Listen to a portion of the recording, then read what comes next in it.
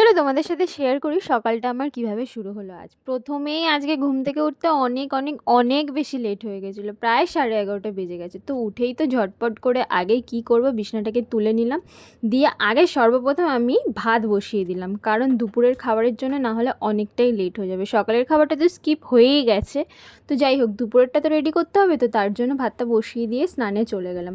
স্নান করে এসে আগে একটু ক্রিম মেখে নিলাম, আর এই আমার মুখের দাগগুলো একদম কমছে না, তোমরা আমাকে একটু সাজেস্ট করতে পারবে কি করলে মুখের দাগগুলো কমবে। তারপরে আমি ঠাকুর ঘরটাকে আগে মুছে নিলাম, পুরো ঘর মুছতে গেলে কিন্তু এখন অনেকটাই লেট হয়ে যাবে, তাই জন্য আগে ঠাকুর ঘরটাকে মুছে নিয়ে ঠাকুরের পুজোটাকে সেরে নিচ্ছি। তো আমি প্রথমে ঠাকুরের বাসনগুলোকে মেজে নিলাম, তারপর ঠাকুরের পুজোয় বসে গেলাম। আগেই আমি একটু ভোলেনাথের মাথায় জল ঢেলে নিলাম, তারপরে আমি একটু আরতি করে নিলাম। এভাবে পুজোটাকে শেষ করলাম। শেষ করার পরে আমি কি খাবো, খিদে পেয়েছিল, একটু জল বিস্কুট খেয়ে নিলাম। তো এভাবেই শুরু হলো আমার সকালটা।